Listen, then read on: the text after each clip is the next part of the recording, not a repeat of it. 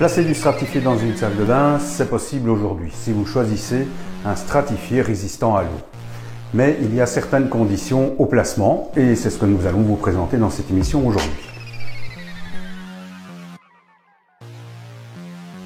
On ne pose généralement un sol qu'en dernier dans la pièce. On évite ainsi de le salir ou de devoir le couvrir. Une fois que vous avez choisi votre motif favori chez le distributeur et que vous avez emporté le sol, vous avez intérêt à déjà le garder dans la pièce où vous comptez le poser. Avant de commencer la pose, vous entreposez 48 heures avant le stratifié pour qu'il s'acclimate à l'humidité et à la température de la pièce. En guise de préparation, nous devons tout nettoyer. Vous pourrez utiliser un couteau à enduire, une brosse, un ramasse-poussière et un aspirateur pour éliminer la poussière et les imperfections. Gardez aussi une longue règle à portée de main car vous contrôlerez d'abord la planéité et on applique encore au préalable une sous-couche. Avant la pose, vous contrôlez si le sol est suffisamment plat. Vous pouvez facilement le vérifier avec une longue règle. Si vous arrivez à passer une lame de mètre en dessous, c'est que la différence est trop importante.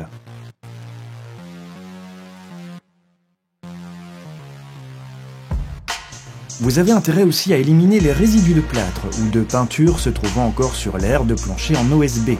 Balayez alors tout et passez encore l'aspirateur dans toute la pièce. Toute la saleté s'y trouvant actuellement restera en effet pour toujours en dessous. Dégagez ensuite la pièce pour la pose de la sous-couche. Lors de la commande de votre sol, vous commandez généralement aussi la sous-couche. Cette sous-couche a en outre un excellent effet insonorisant dans la pièce comme vis-à-vis de la pièce en dessous. Ce revêtement est prévu en outre avec un écran anti-buée qui protège votre sol de l'humidité.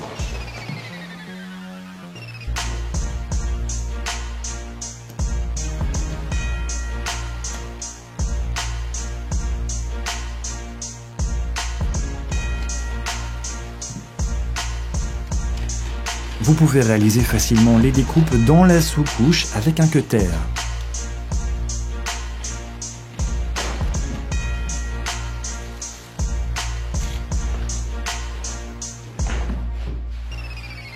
Posez les bandes de sous-couche l'une à côté de l'autre, pas l'une sur l'autre. Vous fermez les raccords avec le ruban adhésif se trouvant dans l'emballage.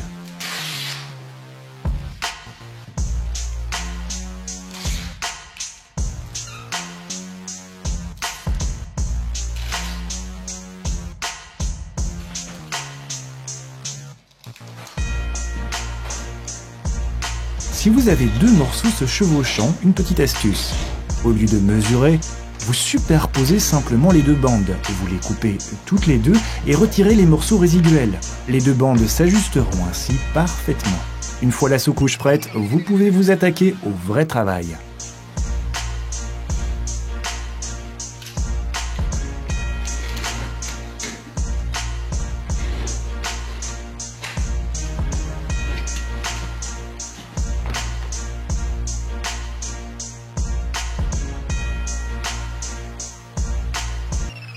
En dehors du stratifié même, il vous faudra une scie. Vous pouvez utiliser une scie à main ou une scie électrique. Des cales vous seront utiles aussi, et éventuellement un fer de frappe et un marteau.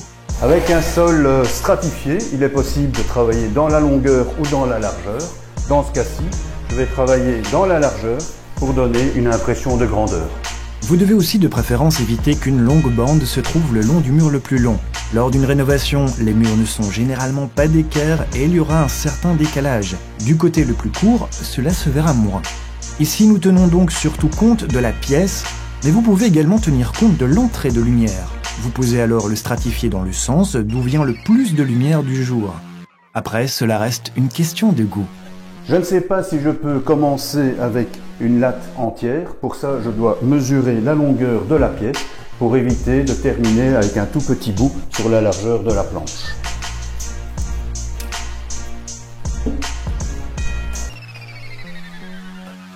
Entre le mur et le stratifié, vous prévoyez un espace d'environ 8 à 10 mm.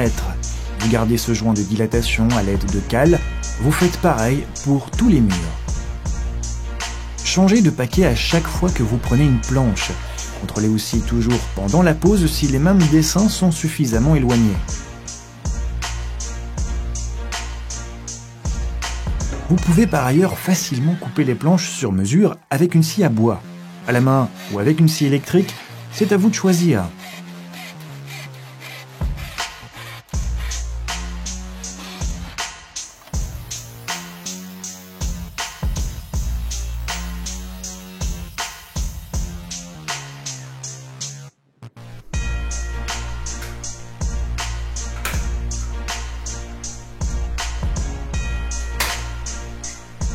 Pour les découpes et les formes plus complexes, vous avez intérêt à utiliser une scie sauteuse.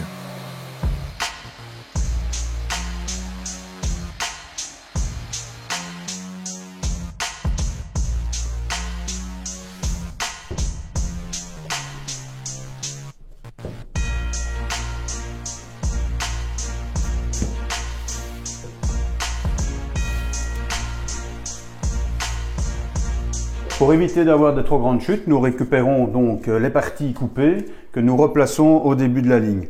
Mais pour ça, il faut qu'il y ait au moins minimum 30 cm. Et de plus, entre les joints, il faut que les joints soient espacés, décalés de 20 à 25 cm également.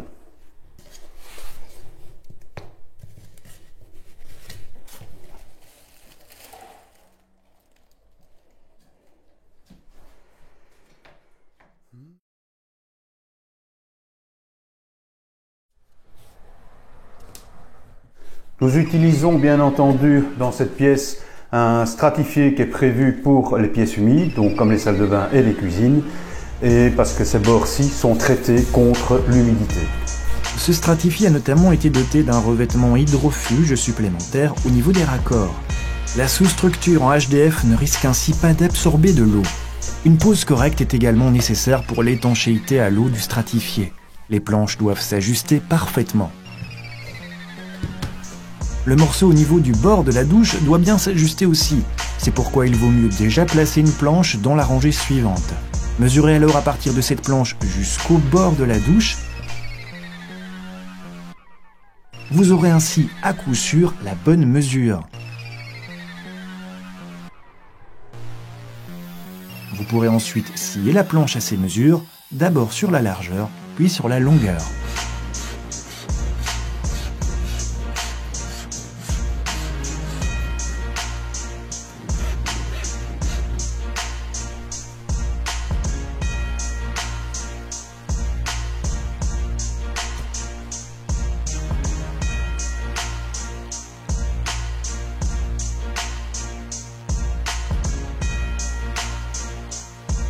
Avec le sol posé, la pièce a déjà un tout autre aspect, mais le travail n'est pas terminé.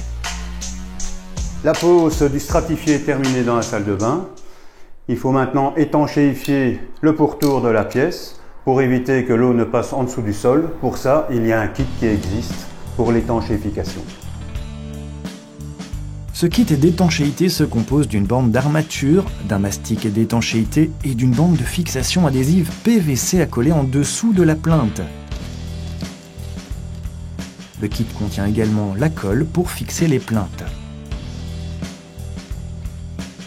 Et commencez par la bande d'armature. Cette bande vous assure de laisser assez d'espace pour que le laminat puisse par la suite naturellement gonfler sans endommager le mastic d'étanchement. Ceci fait, vous pouvez ensuite rendre les bordures étanches à l'aide du mastic. Coupez donc aussi la buse du mastic suffisamment large. La buse doit en effet toucher le mur et le sol.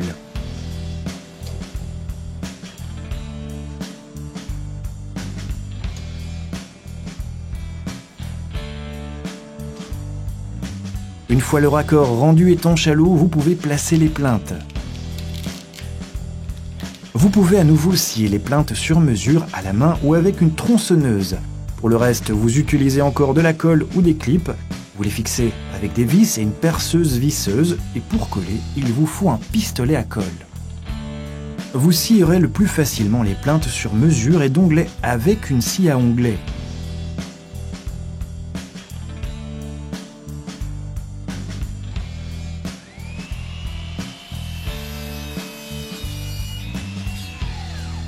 Si vous travaillez avec des clips, vous les fixerez évidemment au mur.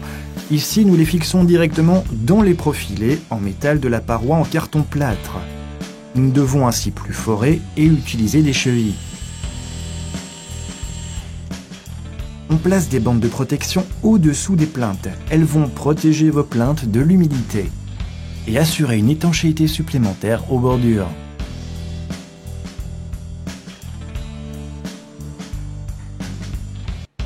Avec un pistolet à colle et la colle fournie, vous pourrez par ailleurs aussi coller facilement les plinthes au mur.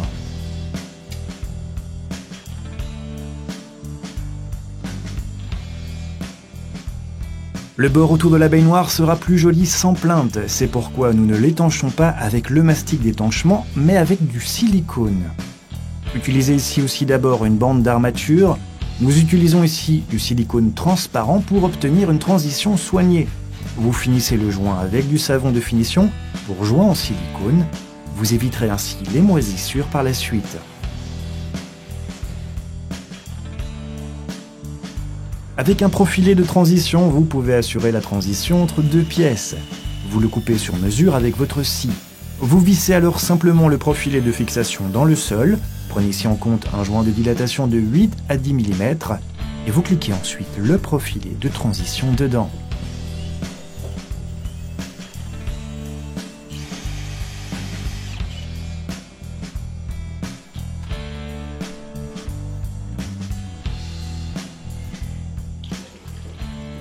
Avant de placer les meubles dans la salle de bain, je nettoie à l'eau le sol étanche avec un produit à cet effet qui ne laisse pas de traces sur le sol. Si vous voulez revoir et pour des informations complémentaires, allez sur le site dobit.be et moi je vous dis à la prochaine.